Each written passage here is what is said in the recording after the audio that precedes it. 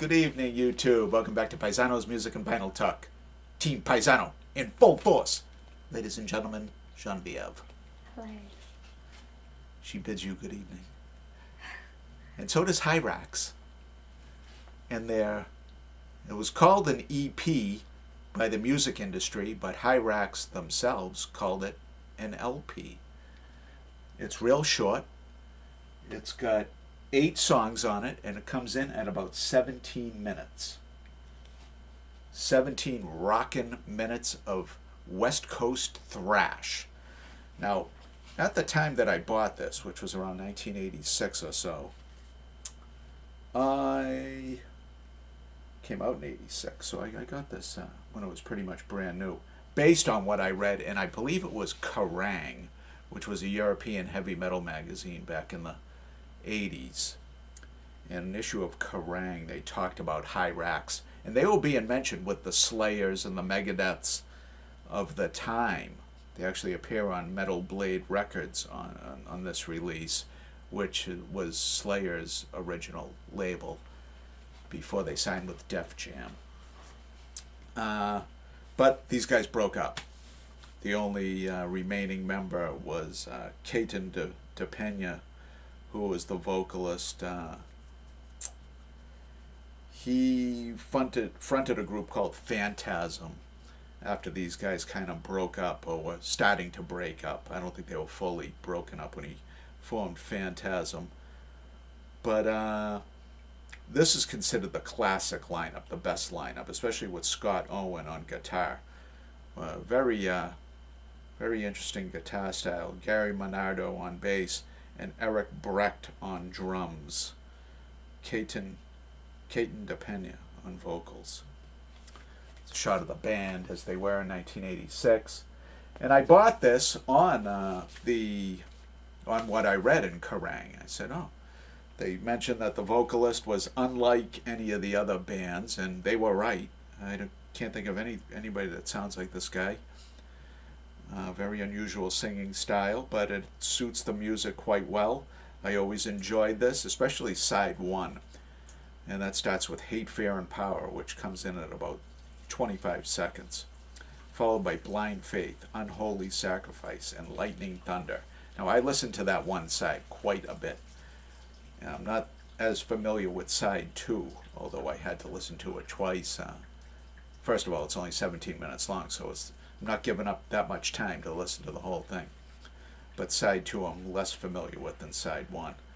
And it begins with The Last War, The Plague, Imprisoned by Ignorance, and Capital Punishment. And like I said, this is hard to think of in LP terms because it's so short. These guys, they had a release before this called Raging Violence. I don't know too much about that one. That comes in at 30 minutes. That's more of an LP than this is. There's a lot of real short songs on that. I should pick that up. I'd be interested in that. It's got Scott Owen on drums, Gary Menardo on bass, and the only difference is John Tabares on drums. All they replaced was drummers between Raging Violence and Hate, Fear, and Power. Yeah, I'd be interested in hearing that. I wonder if it's available online. Be very difficult to find that on vinyl, that's for sure.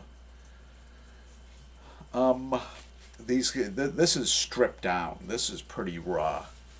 This is not overproduced in any way, shape, or form. These guys didn't have the money for big-time producers yet, or they never really did, because Keaton de Pena reformed a Hirax. He was the only original member in 2004. All the other guys were long gone.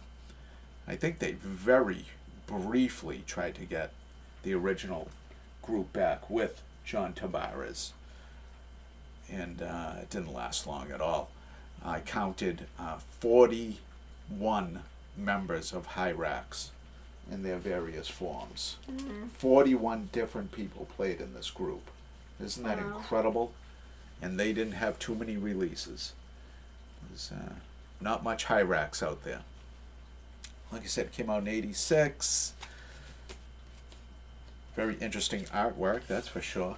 And you want to talk about deformed? I mean, come on, take a good look at that. That's rough stuff. Before we look at the vinyl, let's talk about subscriptions. Oh, yay. If you're new to the channel, welcome. We talk about rock and roll. That's right, Genevieve. Thank you very much.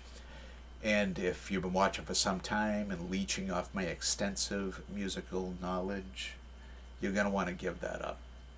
You're going to want to stop that. Because to bring this kind of quality programming, quality product that we turn in week after week, you think this just happens? You think it's just like blah, blah, blah, blah, blah. No. No. It's hard work going into this, people. The least you can do is subscribe. Right? Uh-huh. There you go.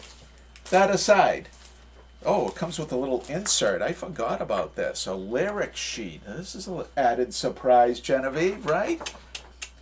What is that, a dumpster they're climbing out of? Looks like Kind of looks like a dumpster. It looks like the back of like a truck or something. Like you see Maybe, like an old like truck. yeah. Dumpster. All right. There's a group. Right there, it's a thrash group. And the lyric sheet. So these guys did have a little bit of money to put that in there. I kind of forgot about that. Yeah, these guys were a tight little outfit. These four. That's a classic Metal Blade. Metal Blade label. The only other album I have like that is Slayer's Haunting the Chapel EP. That was also on Metal Blade before they got signed. Very small label. Very small label. Slayer outgrew that quickly. I believe Metallica might have been on Metal Blade very, very briefly. No, they were on Megaforce, actually. Get my record labels mixed up. All right, let's talk about the next album drop, which is tomorrow night. Yay. Pittsburgh Pirates Head. Is Gretchen going to join us? Uh-huh. Yeah, the big G, yeah. Gretchen is going to draw the album for the third week in a row. Let's hope she picks a good one. All right? Mm-hmm. So until tomorrow night, Team Paisano wishes you a good evening. Thank you and good night, YouTube. Toodles.